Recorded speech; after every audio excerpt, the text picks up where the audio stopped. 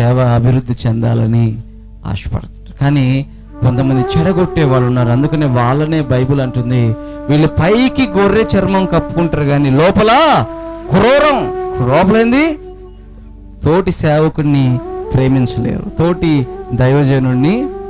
అయినప్పటికీ ఎన్ని ఆటంకాలు ఉన్నప్పటికీ, వర్షాలైనా గాలులు వచ్చినా, చూడండి దేవుని బిడ్డలారా, మనం ఇట్లా పట్టలు కట్టుకొని కూర్చున్నా అందరము దేవుని ఇంటిలో ఉన్నవారమే. చప్పట్లు కొట్టి ఒకసారి గట్టిగా దేవుని నామాన్ని మహిమపరుద్దాం. హల్లెలూయా. ఈరోజు నీవు దేవుని ఇంటిలో ఉంటే దేవునినే చూస్తావు కానీ ఇల్లు ఎలా ఉందని చూడవు. ఆమేన్. హల్లెలూయా. నీ తల్లి ఇంటికి వెళ్ళి పైకప్పు బాలేదా, ఇదేంది ఇక్కడ ఇట్టుంది, ఇదేంది ఇక్కడ మట్టి ఉంది అని అనవు కానీ, అమ్మా నీ దగ్గరికి వచ్చానమ్మా, నువ్వేముంటే అది పెట్టి తల్లి నేను తింటా అమ్మా అంటావా? లేకపోతే ఏంది నల్లగున్నావు, ఏంది సరిగా చేరలేదేంది, చిచ్చి చిచ్చి దరిద్రం ఇంటికి వచ్చాను నేను. మా ఇంట్లో ఎట్లుంటుందో తెలుసా? మా ఇల్లు ఎంత బాగుంటుందో తెలుసా? పెళ్లి చేసుకున్న తర్వాత అంటది ఆ కూతురు. ఏ కూతురు? పెళ్లికి ముందు ఎక్కడుందో, పెళ్లికి ముందు ఎక్కడుందో. కొంతమంది కూతుర్లు ఉంటారు ఎలాంటి వాళ్ళంటే, పెళ్ళి అయిన తర్వాత అత్తగారింటికి వెళ్ళి పుట్టింటికి వచ్చి ఏమంటారంటే చిచ్చి చిచ్చి ఏం బాల, ఇల్లేం బాల. కానీ అలాంటి విశ్వాసం లేని వాళ్ళు కాదు ఇక్కడ ఉన్న వాళ్ళంతా. చప్పట్లు కూడా గట్టిగా దేవుని నామాన్ని మహిమపరుద్దాం. ఇక్కడ ఉన్న వాళ్ళంతా ఎలాంటి వాళ్ళంటే, చూడండి, వర్షానికి అనగానే దేవుడు వర్షం పంపించాడు. ఆమేన్. హల్లెలూయా. వర్షానికైనా తట్టుకుని ఉండేవాళ్ళు అని అన్నా, వెంటనే పరీక్ష ఇప్పుడు మనకి. హల్లెలూయా. ఉంటారా?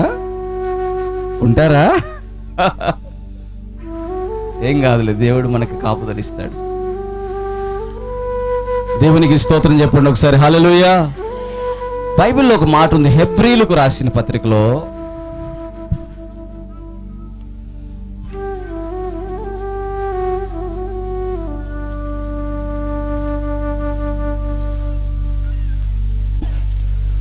రెండో వచనం చదవండి అమ్మా. 3వ అధ్యాయం 2వ వచనం. హెబ్రీలకు రాసిన పత్రిక 3వ అధ్యాయం 2వ వచనం. దేవుని ఇల్లు అంతటిలో మోషే నమ్మకముగా ఉండినట్లు ఈయన కూడా తన్ను నియమించిన వానికి నమ్మకముగా ఉండెను. ఆమేన్. హల్లెలూయా. దేవుని ఇంటిలో చాలా మంది సేవకులు ఉన్నారంట. ఆ సేవకుల పేర్లలో ఒక సేవకుడి పేరు ఏంటంటే మోషే. హల్లెలూయా. ఈరోజు మనం అందరము కూడా దేవుని ఇంటిలో సభ్యులం. ఇక బైబిల్ అంటుంది మోషే నమ్మకమైన వాడు. ఏమంటుంది చెప్పండి? నమ్మకమైన వాడు. ఆయనలాగా యేసు నమ్మకమైన వాడు. చప్పట్లు కొట్టండి గట్టిగా దేవునికి స్తోత్రం. ఈరోజు ఇక్కడికి చేరిన వారందరూ కూడా నమ్మకమైన వారు. హల్లెలూయా. నమ్మకం అంటే ఏంటి పాస్టర్ గారు? మోషే నమ్మకంగా ఉన్నాడా? దేవునికి నమ్మకంగా ఉన్నాడా మోషే? ఉన్నాడా లేదా? ఎర్ర సముద్రం అడ్డంగా వచ్చినప్పుడు ఇశ్రాయేలు ప్రజలందరూ కూడా అక్కడికి చేరినప్పుడు వెనక ఫరో సైన్యం తరుముకుంటూ వస్తుంటే ఇక వేరే మార్గం లేదు, వెళితే సముద్రంలోకి వెళ్ళాలి. అటువంటప్పుడు మోషే నమ్మకంగా ఉన్నాడా? నమ్మకంగా? ఏమని నమ్మకంగా ఉన్నాడు? నమ్మకంగా ఉన్నవాడు దేవుని వైపు చూస్తాడు. చప్పట్లు కొట్టండి గట్టిగా. మోషేని దేవుడి ఇంటిలో నమ్మకమైన వాడు అని ఎందుకన్నాడంటే, నమ్మకమైన వాడు దేవుని వైపు చూస్తాడు. హల్లెలూయా. నమ్మకము లేనివాడు సనుగుతాడు. నమ్మకం లేనివాడు ఏం చేస్తాడు? సనుగుతాడు. సనుగుడు. నమ్మకమైన వాడు దేవుని వైపు చూస్తాడు. మోషే దేవుని వైపు చూశాడు. ఎప్పుడు? ఆటంకం వచ్చినప్పుడు, సముద్రం అడ్డం వచ్చినప్పుడు దేవుడు అంటున్నాడు, మోషే నువ్వు సాగిపో. హల్లెలూయా. వెనక వైపు ఫరో సైన్యాన్ని చూసి నువ్వేమీ బాధపడాల్సిన అవసరంలా, నా వైపు చూసి నువ్వు సాగిపో అని అనగానే ఎప్పుడైతే సముద్రం వైపు చూసి తన చేతులు ఎత్తాడు, సముద్రం రెండుగా చీలిపోయింది. చప్పట్లు కొట్టి గట్టిగా దేవుడి నామాన్ని మహిమపడతాం. Wow, what a servant of God! ఎంత గొప్ప దైవజనుడు దేవుడి ఇంట్లో ఉన్నాడు. ఆమేన్, హల్లెలూయా! ఎంత గొప్ప దైవజనుడు! ఇల్లంతటిలో నమ్మకమైన వాడంటే దేవుని వైపు చూసేవాడు. ఈరోజు నీ దైవజనుడు దేవుని వైపు చూడాలి. హల్లెలూయా! నీకేదైనా సమస్య వస్తే దేవుని వైపు చూసి నిన్ను దేవుడికి అప్పగించాలి. హల్లెలూయా! నీ సమస్యలో నుంచి బయటకు తీసుకురావాలి. హల్లెలూయా! నీ సమస్యలో దేవుడి వైపు చూసి ప్రార్థన చేసినప్పుడు నీకున్న అప్పు అనే ఆ సముద్రం, రోగం అనే ఆ సముద్రం చీలిపోవాలి. నీకు ఒక మార్గాన్ని దైవజనుడు ద్వారా దేవుడు ఏర్పాటు చేయాలి. హల్లెలూయా! అతనే నీకు నిజమైన దైవజనుడు. ఆమేన్. మోషే సముద్రం రెండుగా చీలిపోయిన తర్వాత ఆరిన నేలపైన ఇశ్రాయేలు ప్రజలను నడిపించెను. అందుకని పాట, నడిపిస్తాడు నా దేవుడు, శ్రమలోనైనా నన్ను విడువడు, అంధకారమే దారి మూసిన, నిందలే నన్ను వెంబడించిన. చూడండి ఏమంట, అంధకారమే చీకటి. అంధకారం అంటే నీ జీవితంలో ఎన్నో సమస్యలు, చీకటి లాంటివి నిన్ను చుట్టుముట్టినప్పుడు నీకేం కనపడదు, ఒక్కోసారి నీకేం అర్థం కాదు. అప్పుడు అందుకనే నీలాంటి వాళ్ళ కోసం దేవుడిని దైవజనులను ఏర్పాటు చేశాడు. దేవుని సేవకులు ఎవరు వీళ్ళు? చిట్టీలు వేసేవాళ్ళు కాదు, చిట్టీలు నడిపేవాళ్ళు కాదు, వడ్డీలు నడుపుకునేవాళ్ళు కాదు, డబ్బుల్ని విశ్వాసుల్ని తాకట్టు పెట్టేవాళ్ళు కాదు, తాకట్టు పెట్టేవాళ్ళు కాదు విశ్వాసుల్ని. ఈ సేవకులు ఎవరు? ఈ సేవకులు దేవునికి నమ్మకమైన వాళ్ళు. ఆమె చప్పట్లు కొడి గట్టిగా దేవుని నామాన్ని మహిమపరచు. They're obedient to God. They're faithful to God, not to any things on the earth. భూమి మీద ఎవరికో తీసుకెళ్లి తాకట్టు పెట్టేస్తున్నారు ఈ రోజుల్లో విశ్వాసం. మా సంఘం ఎంతమంది అండి? ఎంత ఇస్తారు? ఇన్ని నోట్లు ఉన్నాయి, తాకట్టు పెట్టేస్తున్నారు చాలా మంది. నువ్వు దైవజనుడువా? ఏజెంటువా? ఏజెంటువా? దైవజనుడు. దైవజనుడు మోషే దేవుని యందు నమ్మకము కలిగిన వాడు. తన ప్రజలకు సమస్య వస్తే దేవుడి వైపు చూసినప్పుడు దేవుడి ద్వారా మార్గము తెరవబడింది. చక్కగా మార్గంలో గుండా ఇశ్రాయేలు ప్రజలను దైవజనుడు తీసుకుని వెళ్ళిపోయాడు. చప్పట్లు కొడి గట్టిగా దేవుని నామాన్ని మహిమపడతాం. He is not anymore things to be connected. తన మీద ఏ విధమైన వేరే లోక సంబంధమైన ఏ మలినమో వారికి అంటదు. హల్లెలూయా! నిజమైన దైవ సేవకుడు. అందుకనే అంటున్నాడు, మోషే లాంటి దైవ సేవకుడు దేవుని ఇంటిలో మోషే లాంటి నమ్మకమైన వాడు యేసు. యేసు చెప్పండి, గట్టి చెప్పండి, యేసు. యేసు అనండి, నమ్మకమైన వాడు. చెప్పండి గట్టిగా, హల్లెలూయా! ఈరోజు నువ్వు యేసు అని పేరు నువ్వు చెప్తే, యేసు నమ్మకమైన వాడు, ఆయన తండ్రి కుడి పార్శ్వం నుండి విజ్ఞాపన చేస్తున్నాడు నీ కోసం చెప్తున్నాడు. హల్లెలూయా! నువ్వు యేసును పట్టుకుంటే చాలు, ఏం అవసరంలా. నీ కుటుంబం జీవితం పరిస్థితులు మారిపోతాయి. నువ్వు యేసును పట్టుకుంటే చాలు. యేసు దగ్గరికి ఒక కుష్ఠరోగి వచ్చి అంటున్నాడు, అయ్యా నన్ను శుద్ధునిగా చెయ్యి. ఏమంటున్నాడు? కుష్ఠరోగం చూస్తే ఏమనాలి అందరూ? చెప్పండి, ఏమంటారు? మనమైతే ఏమంటాం? చెప్పండి. కుష్ఠరోగం చూసి దైవ సేవకుడు, దైవజనుడు, దేవుని అభిషిక్తుడు అంటే ఎలా ఉంటాడంటే కనికర పడతాడు. చెప్పండి కొడి గట్టిగా దేవుని మహిమపడతాడు. కనికరం, కనికరం, కనికరం అనండి, కనికరం అనండి, అనండి, అనండి, కనికరం. యేసయ్య కనికరించాడు. బిడ్డ ఆ ముఖం అంతా కూడా కుళ్ళిపోయినట్టు అయిపోయింది, ముక్కంతా పాడైపోయింది, చేతులన్నీ పాడైపోయినాయి. అసహ్యం రాలా, ఏమొచ్చింది? ప్రేమ వచ్చింది, కనికరం వచ్చింది. కనికరం. దైవజనుడికి ఎదురయ్యే సమస్యల్లో ఏదైనా వ్యాధి బాధలతో ఉన్న వారిని చూస్తే ఏం రావాలండి? కనికరం రావాలి. ఆమేన్, హల్లెలూయా! కనికరం రావాలి. చచ్చిపోయినా పర్లేదులే, పర్లోకి వెళ్తావు అంటే వాళ్ళు నిజంగా దైవజనులు కాదు. మా నీకు బాగాలేదా? రా తల్లి ప్రార్థన చేద్దాం, నీకు స్వస్థపరుస్తాడు ప్రభు. కనికరం. దేవుని ఇంటిలో నమ్మకమైన వాడికి మొదటగా నేను చెప్పాను, అతడు దేవుడి వైపు చూస్తాడు. నెంబర్ 2, అతడు ప్రజల్లో ఉన్నటువంటి సమస్యను బట్టి కనికరపడతాడు. హల్లెలూయా. కనికరం. Move with the compassion. తన హృదయం జరగాలి. తన హృదయం, నీ బిడ్డకు ఒక వ్యాధి వస్తే తల్లి ఏమైపోద్ది? ఎంత బాధపడుతుంది, విలవిలలాడిపోద్ది. జ్వరం వస్తే అమ్మో ఎట్ట తగ్గాలి, కనికరిస్తుంది. బిడ్డని ఒళ్ళో పెట్టుకుంటుంది, హత్తుకుంటుంది. బిడ్డ కాబట్టి ఈరోజు నీ దైవజనుడు నీకు తండ్రి లాంటి వాడు. చప్పట్లు కొట్టి గట్టిగా దేవుని నామమున.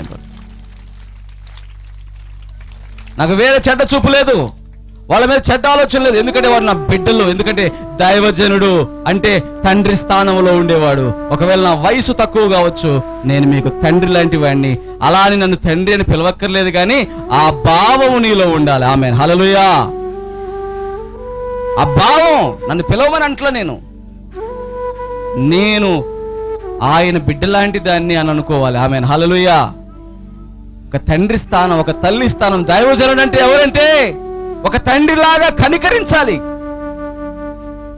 ఒకవేళ లోక సంబంధమైనటువంటి వాళ్ళ కళ్ళకి ఈయనేంది, వాళ్ళకే ప్రార్థన చేస్తున్నాడు, వీళ్ళకే ప్రార్థన, వాళ్ళ కళ్ళకి అలా ఉండొచ్చు. కానీ ఒక దైవజనుడుగా నా కళ్ళల్లో ప్రతి స్త్రీ నాకు ఎలా కనపడుతుంటే, నా బిడ్డే, ప్రభు నాకు ఇచ్చిన నా బిడ్డ.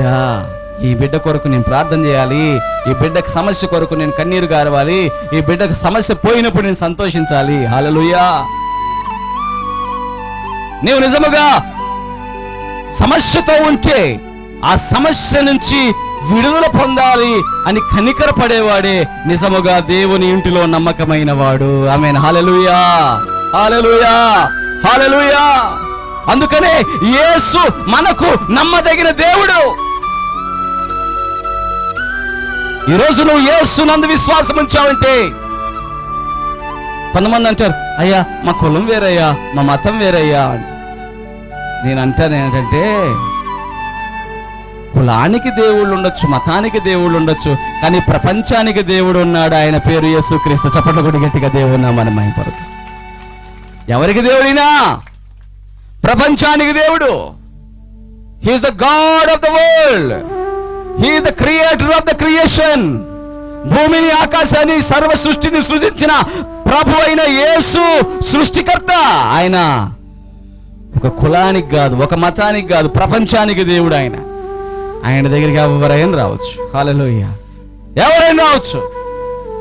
మొన్న ఒకసారి ఒకళ్ళు ఫోన్ చేశారు, అయ్యా మా ఇంట్లో అంటుందయ్యా, రావచ్చా? అంటు కాదు, తుంటు కాదు, పుంటు కాదు, ఏ కాదు, ఏదైనా తీసి పక్కన పడే. యేసు దగ్గరికి నీ శాపంతో యేసు దగ్గరికి రా, శాపం పోగొట్టుకుని వెళ్ళిపో. నీ పాపంతో యేసు దగ్గర రా, పాపం పోగొట్టుకుని వెళ్ళిపో. నీ దోషంతో యేసు దగ్గర రా, దోషం పోగొట్టుకుని వెళ్ళిపో. నీ రోగంతో యేసు దగ్గరికి రా, రోగం విడిచి వెళ్ళిపోద్ది, స్వస్థత పొందేళ్ళు. హల్లెలూయా. యేసు దగ్గరికి అమావాస్య లేదు, పౌర్ణమి లేదు. యేసు దగ్గరికి వచ్చేళ్ళకి అంటు లేదు, ముట్టు లేదు, లేకపోతే ఇంకొకటి లేదు. యేసు దగ్గరికి ఎవరైనా రావచ్చు. యేసు దగ్గరికి వచ్చిన వాళ్ళు ఎవరైనా, కుష్ఠరోగి వచ్చాడు, 12 సంవత్సరాల రక్తస్రావంతో ఉన్న స్త్రీ వచ్చింది, యేసు దగ్గరికి రాకూడదు అనే వాళ్ళు ఎవరు లేరు. ఒకవేళ రాకూడదు అని అంటే యేసు ప్రభు నిజంగా దేవుడు కాదు. హల్లెలూయా. అందుకని ఎందుకు గట్టిగా చెప్తున్నంటే, ప్రపంచానికి దేవుడు యేసు ప్రభు. ఆయన కులం, మతం భేదం లేదు, ప్రాంతం భేదం లేదు, ఇదిగో రంగు భేదం లేదు, ఇదిగో నీది వేరే దేశం, నాది వేరే దేశం అనే భేదం లేదు. ఆయన ప్రపంచానికి దేవుడు. ప్రపంచంలో ఉన్న 700 కోట్ల మందికి ఆయన దేవుడుగా ఉన్నాడు. ఆమేన్. హల్లెలూయా.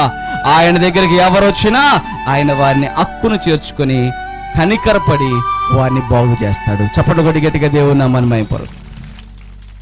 ఆయన దగ్గరికి వచ్చిన వాళ్ళని ఆయన, నీ కులం ఏంది, నువ్వు ఎక్కడ పుట్టావు అని అడగడు. హల్లెలూయా. అడిగితే ఆయన దేవుడే కాదు. ఈరోజు దేవుని ఇంటిలో నమ్మకమైన వాడు యేసు. ఆయన నీ కోసం, నా కోసం రక్తము చిందించి ప్రాణం పెట్టి సిలువ మీద వేలాడింది. మన పాపాలని, శాపాలని, దోషాలని, రోగాలని, వ్యసనాలని తన మీద వేసుకొని తనకున్నటువంటి స్వస్థతని, తన దగ్గర ఉన్నటువంటి ఐశ్వర్యాన్ని మనకి ఇవ్వడానికి ఆయన 2000 సంవత్సరాల క్రితం ఈ భూమి మీదకి వచ్చాడు. దేవుని బిడ్డలారా, ఈరోజు నీ జీవితంలో విశ్వాసం, నీ జీవితంలో ఎవరి మీద నమ్మకం చెప్పండి? ఎవరి మీద నమ్మకం?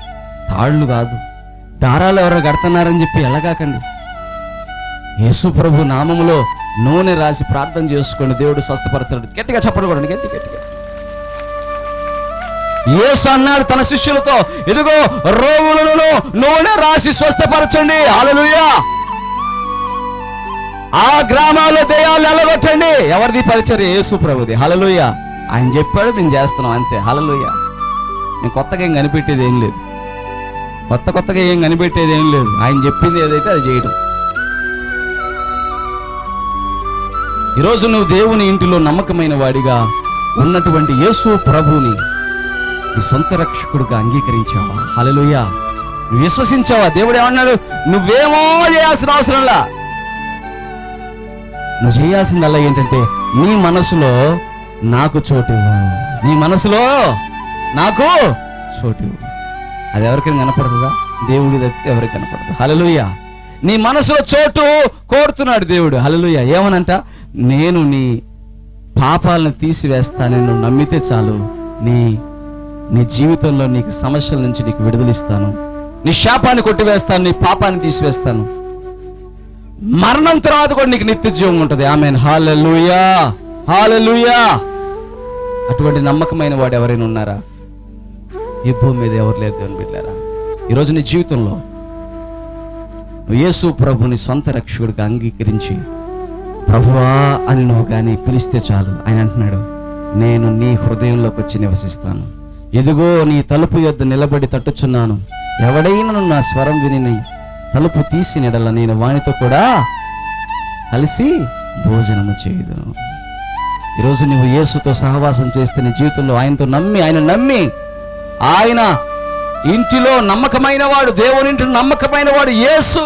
మోషే లాంటి నమ్మకమైన వాడు అని చెప్పి హెబ్రీ గ్రంథకర్త అంటుంటే, ఈరోజు నీ జీవితంలో యేసు మీద విశ్వాసం కోల్పోగాక. హల్లెలూయా. మనందరం కలిసి ప్రార్థన చేస్తే సాతాను మన ప్రాంతాలను విడిచి వెళ్ళిపోతాడు. చప్పట్లు కొడి గట్టిగా దేవుని నామమున మహిమపడు.